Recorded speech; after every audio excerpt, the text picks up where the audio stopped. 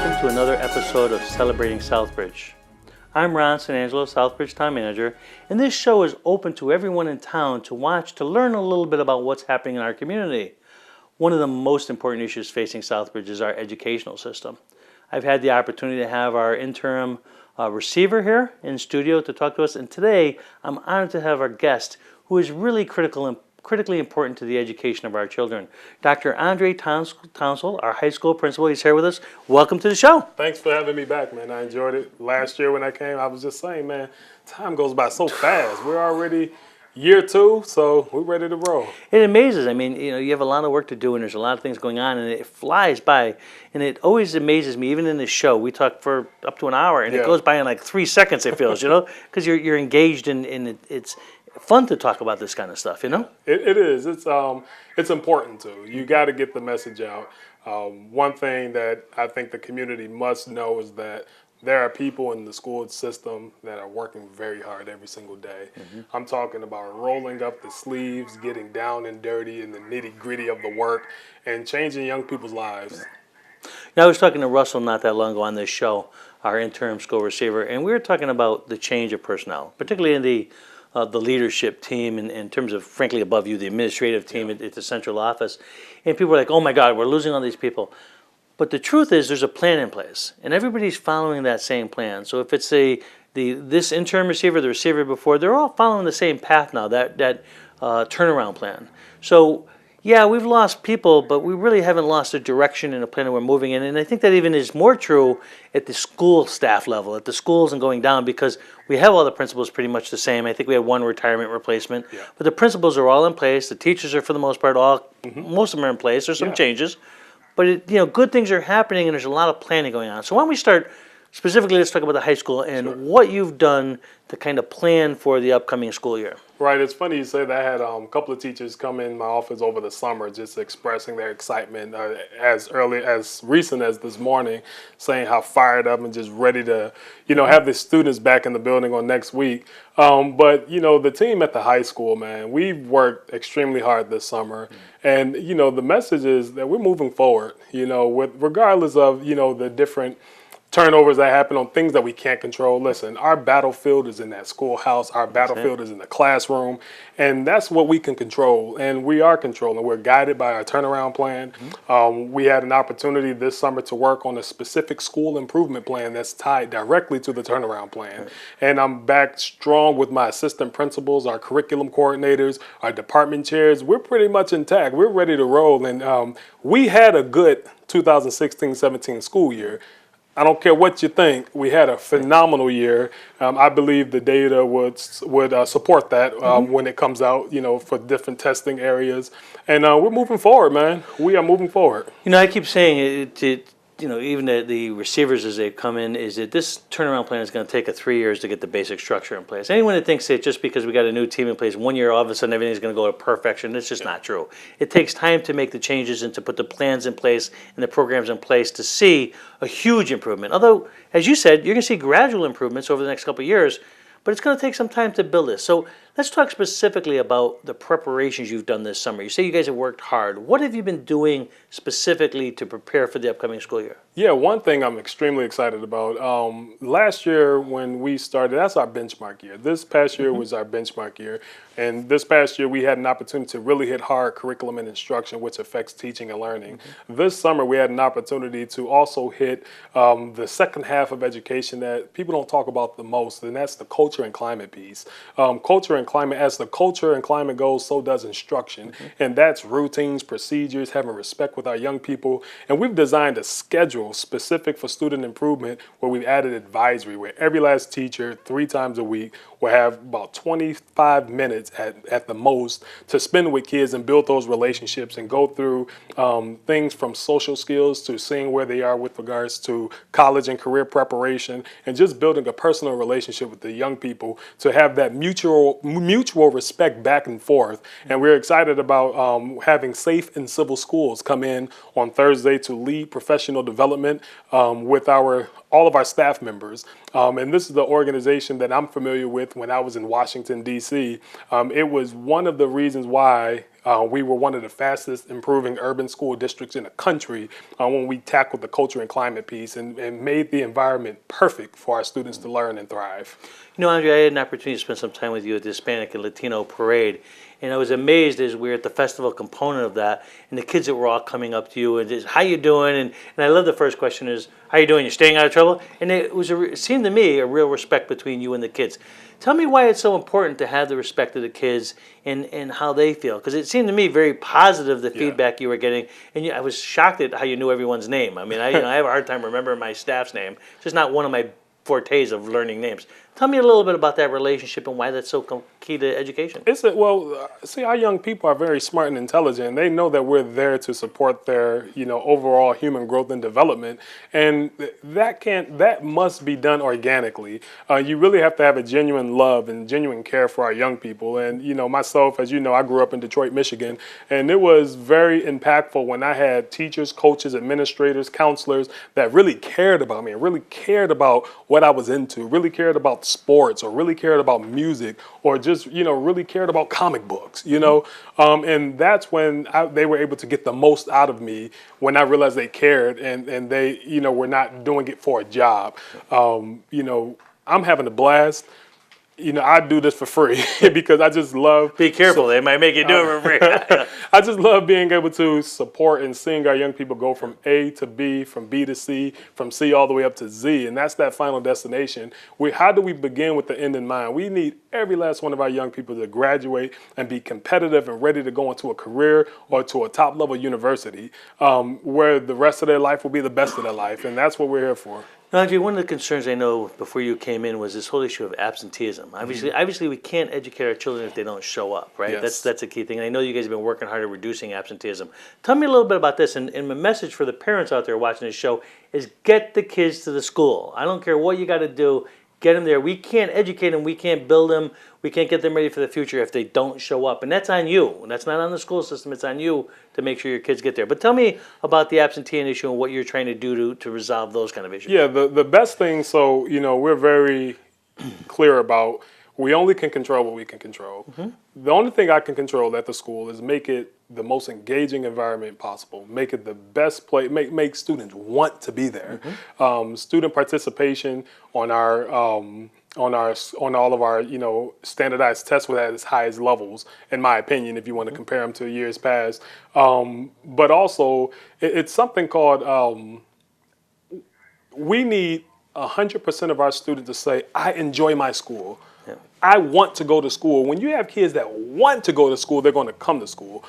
So by us adding those advisory classes, by us enhancing our pathways, by us adding athletics or adding clubs to the extracurricular part of the school, that makes students want to be there. And you make it with you have the highest level coaches, the highest level volunteers possible, and it becomes an environment where kids want to come, and organically the absenteeism issue takes care of itself. And also, you still reach out to social workers and counselors and go through the process with regards to wraparound services. But what we can control is the school environment, and we have to make it a world-class environment where kids want to be. Well, that's why I spend a lot of time trying to explain to parents as well, is that the schools can only do so much. So you need that foundation at home to get the kids prepared to be at school. They need to make sure their kid shows up at school. They need to make sure that they're doing their homework, that they're doing the required reading they need to do. This is not, okay, here's my kid, take care of him, I'm done. Mm-hmm. It really is a big cooperative effort among everybody to make sure that the kids thrive, right? Yes,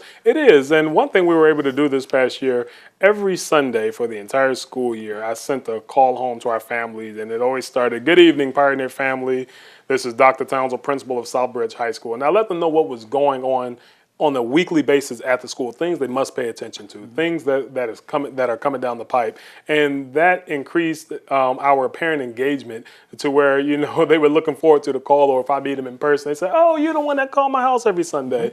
But we had multiple parents up at the school for different meetings, just to pick their ears on what do you want for your child? What will it take for you to be successful, or what resources can we give you as a parent or guardian to ensure success with your young people? So just having the family atmosphere, man. Like, no one's here to judge anybody. Everyone's doing the best they can. You know, I'm a father, and I want what's best for my child. But because I'm so invested here in this town, you know, that potentially can take me away from my young son's school. You know, and that doesn't mean I don't care as a father. So, you know, I have to make it my business to not only rely on the school for their expertise, but also continue to reach out to the school and say, hey, what do I need to know as an, you know, absent father, so to speak, because of my work hours. But as long as we keep the family atmosphere, as long as we show our parents and our students that, look, we're here for the right reasons, you know, I think everything takes care of itself over time. It's not an event, it's a process. And you know, I know that many parents out there are facing their own financial difficulties. You know, they're trying to find work, or they're working long hours at low pay just to survive and put a place, you know, a roof over kids' heads and stuff. So, you know, I get that it's very difficult on parents and more challenging than ever before. But you know what? They got to find whatever time they can to help the children to move ahead. I want to talk to you about curriculum. One of the things you guys have been working on, and one of the things I think when I was working with the turnaround plan prior to you guys coming, it was the issue of making sure that the curriculum meets the testing. Yes. Because if, you know, we can have the greatest curriculum in the world, if it doesn't meet the state testing requirements, we test and the kids all of a sudden look like they're failing. So how now is the school system preparing to make sure that what you're teaching the students meets up with the tests that are giving to them so they can see that improvement on a statewide basis? Right. Well, I think the biggest thing we really tackled was rigor, and ensure that our young people are exposed to rigorous curriculum and instruction. And our coordinators did an awesome job this summer in bringing in teachers. Teachers volunteered their summer to come in and help work on curriculum. And we're going a step further. We've added to our schedule with all of our teachers common planning time, where they're able to do data analysis on work that students turned in and score on a common rubric and see where our young people are and see if there's growth over time to ensure that they're meeting the standard of whatever subject it is that they're taking, that they're enrolled in. So our curriculum work is a work in progress. You know, we continue to monitor and adjust, but our curriculum coordinators did an awesome job putting together curriculum for all of our core subjects to ensure that our students are going to, number one, see this again. And when they sit in front of the MCAS or an AP assessment, it's not the first time that they've seen the material. They've been doing it, they've been practicing it, and they're prepared for it. Okay, so let's talk about that transition from the curriculum that was built through the summer and the teachers who have to teach that curriculum. Yes. How much training or how much work is done, that sort of professional development part about learning what the curriculum is, to have the teachers prepared to actually teach the new curriculum? Right. So this summer we were building the curriculum. Yep. So, you know, this is a full week this week where we have our educators coming in. They start tomorrow. When they'll be exposed to the curriculum in departmental meetings. And it's a work in progress. It's ongoing professional development with regards to curriculum development and the implementation of the curriculum. And by us having this common planning time and being on data cycles, we're able to capture real-time data on where our students are with regard to pacing guides in the classroom or the unit plan or the scope and sequence of ensuring that all of our English classes that are the same subject are on the same guide or on the same pace. So it's a progress. Again, you know, this is year one. Now we're going into year two of turnaround, and we're just keeping the main thing and moving forward and ensuring that we're in the right trajectory on our instructional continuum. You know, one of the issues that I've heard about over the years is especially in the last year and a half or so, was the issue of teachers being out and having substitute teachers who weren't prepared to deal with the curriculum issues. Tell me a little bit about going into the school year. Do you have a good team in place in terms of the teachers? Do we still have a bunch of teachers that are not in place? Tell me about that, because it's important. The last thing a parent wants to hear is that there's a substitute in the classroom and they have no idea how to teach the curriculum. So let's talk a little bit about that. Should parents feel comfortable this year? Tell me about that. I believe parents should feel comfortable. Being completely transparent, now I've had an opportunity to interview and hire multiple teachers over the course of the past year. And one challenge that I think we run into often is Southbridge is not everybody's first choice. And they may not know anything about the school district, but it's also the location. And they have to bypass, you know, in most cases, major districts or you know, highly reputable districts such as a Springfield or Worcester or Auburn or a regional school district that are desirable places to be. And then there's Southbridge. And for whatever reason, it's very difficult, especially in specialty subject areas. If we want to offer Mandarin, for example, it's very hard to find those teachers. Even a subject as common as French, to go for the past 2 years without a quality French instructor that's there for the long haul, it's very difficult to find those educators. So to continue to recruit and to continue to put together packages where teachers would want to come to Southbridge, that's the biggest issue. But we are 100% staffed with the exception of French. We're trying to cover that last French class to ensure that we got the right person in there to teach those young people. But we've interviewed multiple people over the summer. I think in total we've hired 10 teachers from turnover out of a faculty of 55 educators. It's not bad. It's not. We did a good job, retaining some staff members.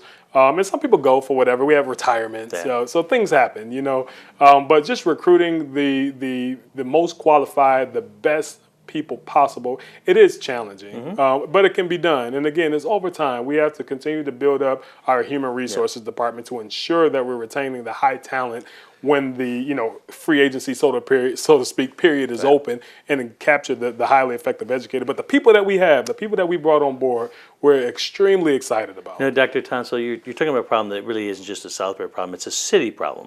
I've been involved in both state and local government. And one of the issues is that the cities are much more difficult to teach in because there's more poverty issues, there's more diversity issues where people may not be able to speak the language.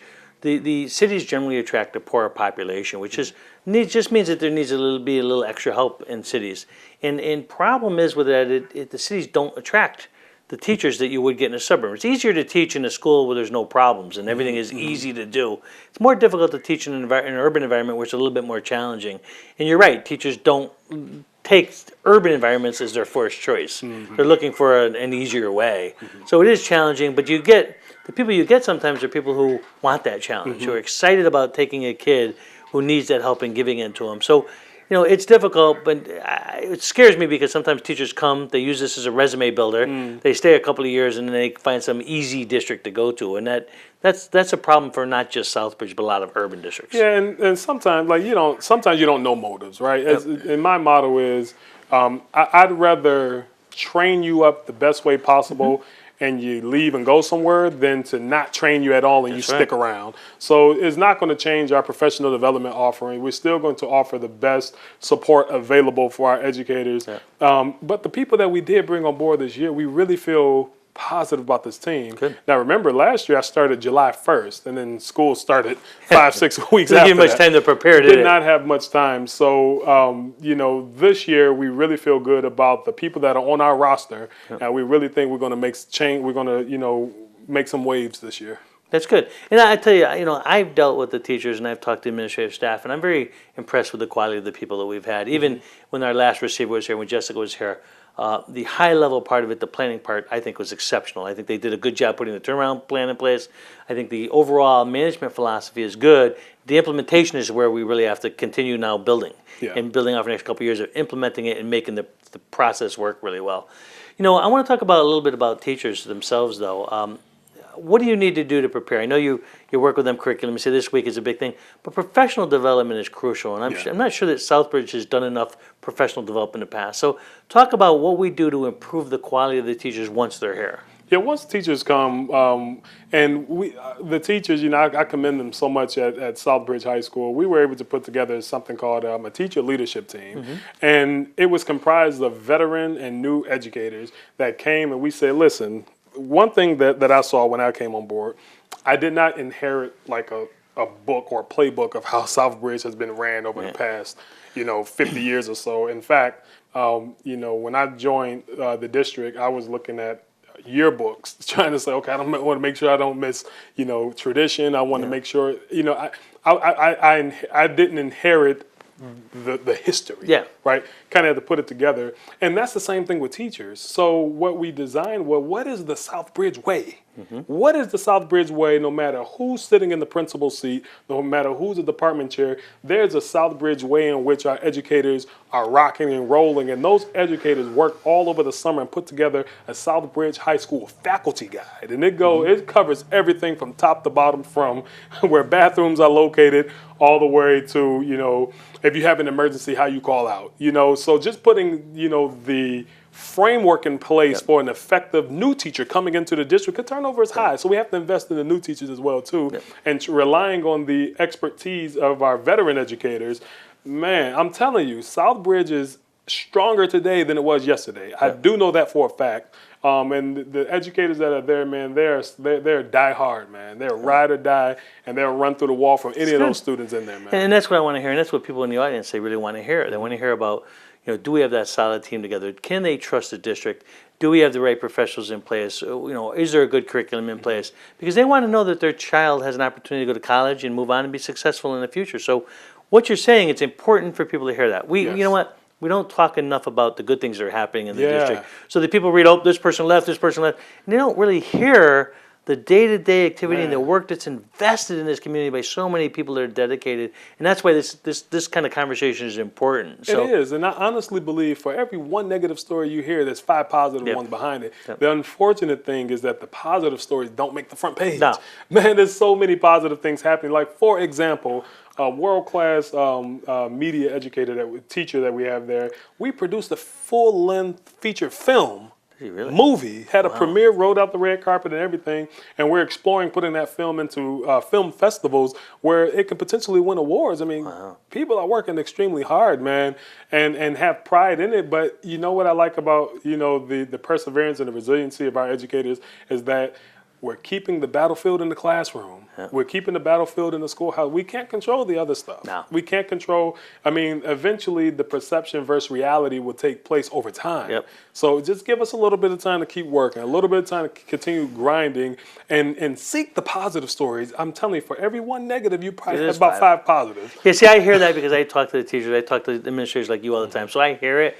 So I have a lot more faith in the system than the average person in Southbridge would because they don't hear this stuff. That's why, I wanted to have Russell on the show. I wanted to have you on the show because I want people to hear the good things going on. Hey, I want to talk to you about something you said because I think that was the slight controversy. I don't even know what the event was anymore. But, the big thing is that students have a culture. And as you said, they've been doing certain events for years. And there may be, a fire party outside. I'm thinking of what the name of it is. Bonfire. I think. And I remember somebody saying, oh, you changed something that they've been doing for years, and there was a lot of controversy about that. And part of that is that you haven't seen that culture, so you don't know how important it is to kids. But did you feel, as a result of you being new, did you feel some of that kickback to things you were trying to change or look at and go, oh, I didn't realize how important of a cultural issue that was to you? I don't know if anything was changed that caused any rumblings. If it haven't made it across my desk, if it is. But I'm gonna tell you what's good.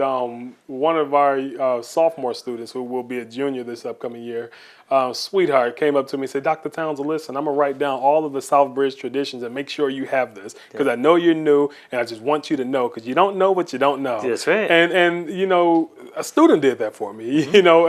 But no, we want to ensure that we don't offend anybody by taking anything out that people are expecting. I know this year I wanted to have I tried my best to keep tradition with having our graduation at the football stadium.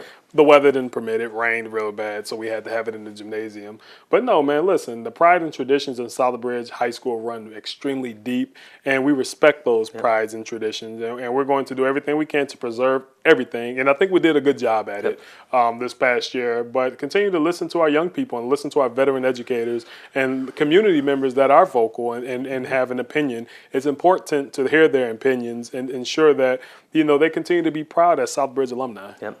Let's talk a little bit about some of the specific kind of programs going on. I'm going to give you my specific. I had an opportunity to go to a school event and hear the high school band, and it was being kind of recreated by the instructor. I got to tell you, I was impressed at the quality of music that they were putting out there. And it was a small band, but it was really, really good. Tell me about the shining examples. I think personally the band was one of them. But some of the things that really have shined to you, we went, wow, this is really just great. Yes, and a huge shout out to all members of our band. Dr. Tomasian was a first-year teacher at Southbridge High School this past year.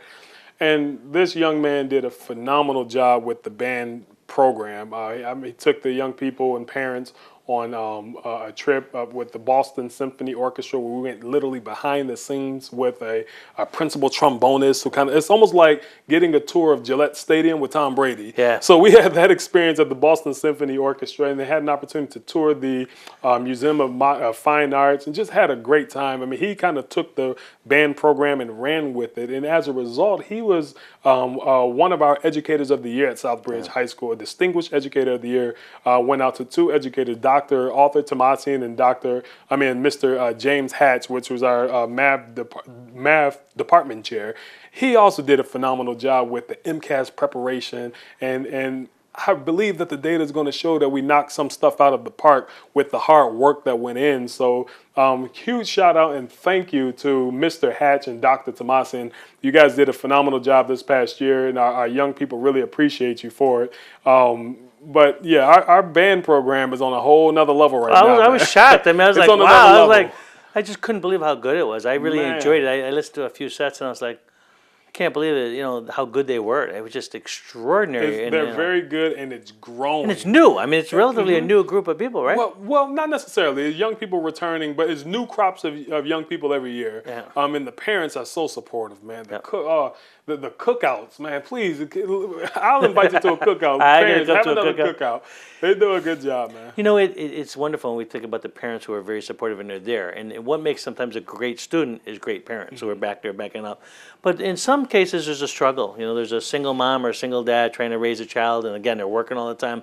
You know, what kind of support systems are for that family that's struggling? And you know, particularly I know that we have a lot of students that don't speak English. And I was really frustrated during the turnaround plan about how few teachers we had that were teaching English. So tell me a little bit about the student that needs that extra guidance, and particularly those students that need more help in the English language. Because if you don't teach them English, they're not going to be interested in whatever happens at the school. Well, one thing we did immediately last year, leading into this year, and we'll do it again for our new educators, is that we made available the SEI endorsement to all of our educators. And that's a sheltered English immersion endorsement, where we're teaching SEI strategies to all students, but it's also targeted towards those English language learners with mentor text to support their language growth ultimately.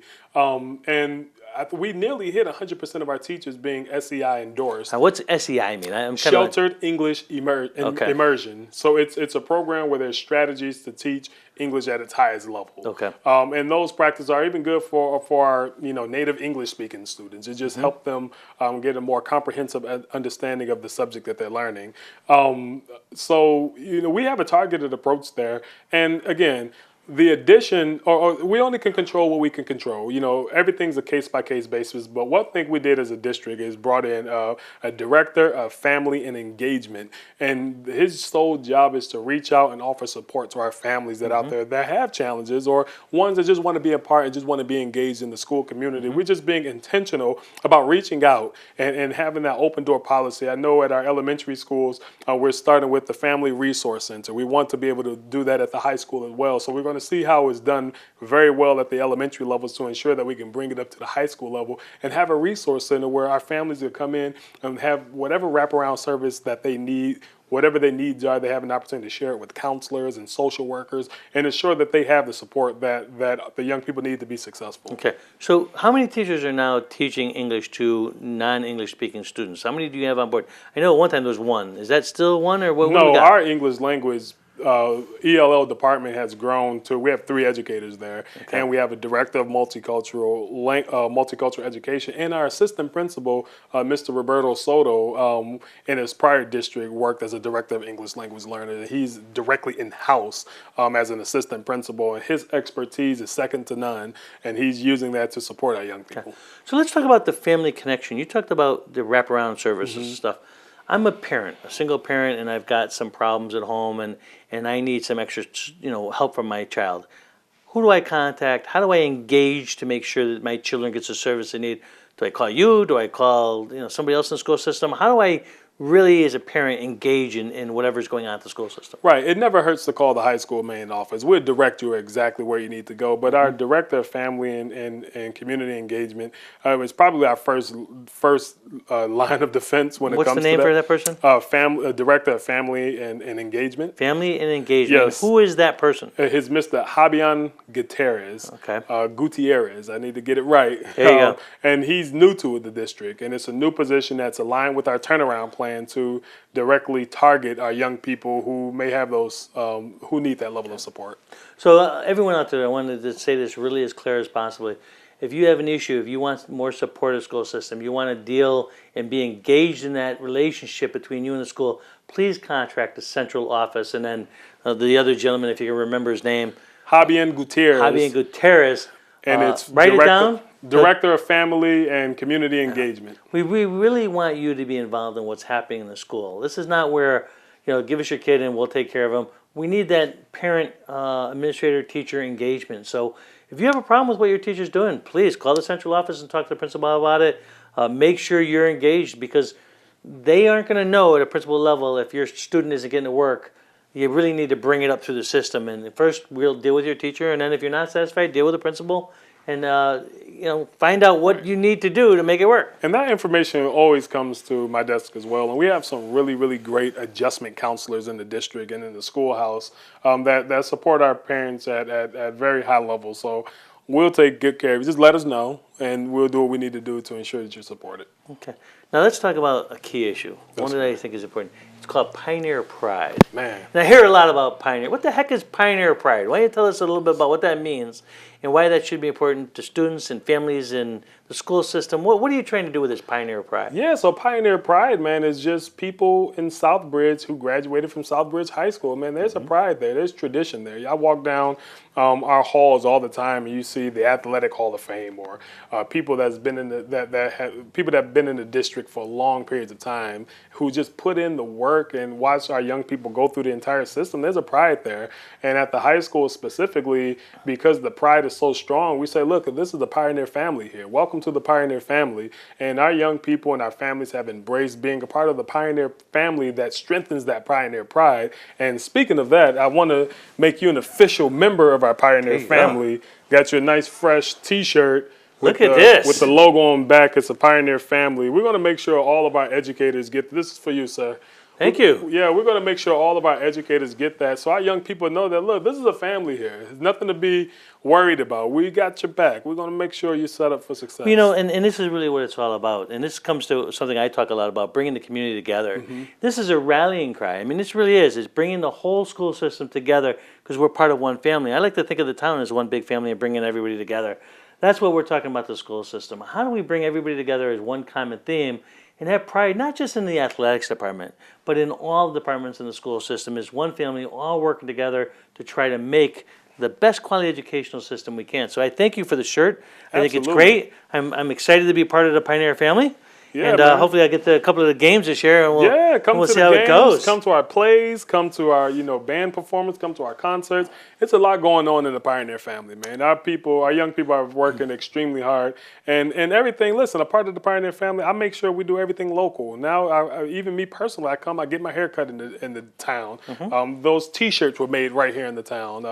The different breakfast things that we have for our faculty. We make sure we invest our resources right back in the community because we're all one big family. We got to support each other, and I'm happy to support, happy to be a part.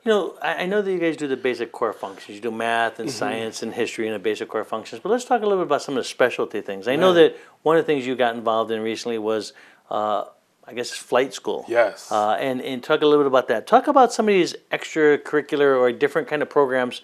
I know we keep talking about doing something with manufacturers and stuff, trying to engage the children to be ready for technical jobs as well as manufacturing jobs as well as college bound. Because different students have different needs and different futures.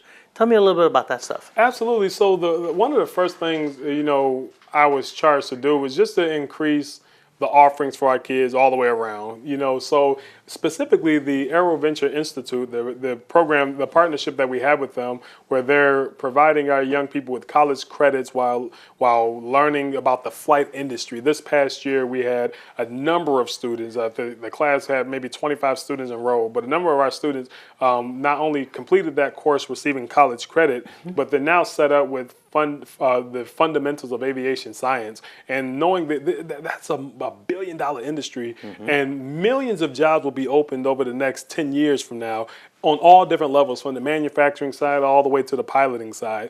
And just to have we have an in with this partnership. But here's the thing, a lot of the things that we want to do, whether it's partnering with the AeroVenture Institute to increase exposure to the flight industry, whether it's making movies, whether it's partnerships with Worcester State University that we had this past year, like the Call to Teaching initiative, whether it's the partnerships with Quinsigamond Community College, where we create pathways where students are doing manufacturing technology or healthcare or just early college classes. Those things cost money. So we put a laser-like focus on our entire secondary redesign and apply for a grant to ensure that these programs are sustainable over time. Because it's one thing, you have a lump sum of money, you do it one year, and then it fades out because it wasn't sustainable. But the high school specifically received $1.1 million to ensure that this redesign happened and is sustainable over time. And we had to put a plan together to ensure that when our budget, once these years are gone, that we can sustain and build our budget to support it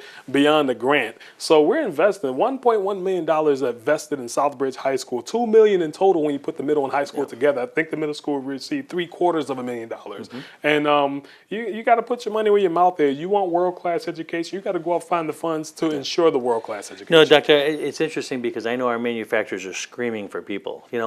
They keep telling me that a lot of students that they see don't have the math and sciences that they need to come into the factory workers. And also part of it is a problem with work ethic these days. Young kids don't have the same kind of work ethic they believe is what the old timers had. So, I mean, how do we teach kids to prepare themselves for these manufacturing jobs, for instance, to be ready to interview, to understand the work ethic involved in this, and to have the basic math and science they need? Is that something you guys are focusing on? It is, and the biggest thing is really exposure. You have to expose the young people to the career, expose them to the field, and expose them to the work. And our people are very smart and they're very intuitive. They get it. They get it. Once they see what it takes to achieve a certain level of success or a certain career, they jump right on board. So one thing that we're excited about doing, we hired a really good athletic director that's going to lead the charge in that athletic department. But he come with, a decade of experience of running internship programs from his previous district. Okay. So we're picking his brain saying, hey, how can we do that here in Southbridge? It was done at a high level at your previous district. We need to do that exact same thing here. So this is a planning year for us to see how can we spark up these internships with these manufacturing companies that are screaming. We're going to scream back and say, partner with us for internships, and we're going to make those things happen. Well, frankly, I mean, a golden asset here, and one of the places I'm most impressed with is Harrington Hospital. I mean, if there's some young students who want to be nurses, for instance, and they could go over there and do an interim as a nurse's aide or, some kind of assistant there to help out, I think it'd be great to expose them to that, to be able to, decide if this is a career they want to be and how they get through that career path, Yeah, and it's just reaching out. And Harrington Hospital, they've been very good with us. Speaking of Harrington, they supported us with, we have that guest speaker coming in on September 11th to talk with our young people. Thank you, Harrington Hospital, for helping be a part of setting that up with us. But yeah, it's just exposing them to it. And how do we break into that healthcare? I know we had initial talks this past year of talking about a healthcare pathway with Harrington Hospital. I'd like to revisit that conversation because I have a student right now who wants to be a doctor and talks about it all the time. And here's a hospital in her backyard, So, how can we make that young lady proud to, continue to push forward in that field? Yeah. And truthfully, I'm excited. We have a great relationship between the town and the hospital. And they've been great partners working with us. So I'm happy to engage with you and help you in any way you can to get on that path. The same thing goes with manufacturers. We have an economic development director in town, Rosemary Scrivens, who is actively engaged in trying to improve the economic development opportunities here in Southbridge. I'd love you to engage with her, and she can put you into the different companies and do what we can to build. She's been very helpful. She sent me a number of emails. I know there's a manufacturing day that we host here in Southbridge. So we're going to continue to work with her and ensure that we're on that trajectory, because if manufacturing companies need manufacturers, we have young people here that want to go into that field. So we're going to support them. One of the issues you kind of lightly mentioned, I'm not sure people understand, is the issue of, we have an issue in this country. And I want to be really clear about country, the issue of illegal substance abuse and drugs and alcohol and that kind of problem. And, in Southbridge, we're trying to deal with this issue. We formed a committee and we're trying to work, and Dr. Townsel talked about a speaker we're going to have come in to speak to the children. But it's really crucial that we deal with this drug issue and try to help students not get involved in this process in the first place. So, me and Dr. Townsel have been working on this along with, teachers in the school system and Spectrum Health and the hospital and everything else.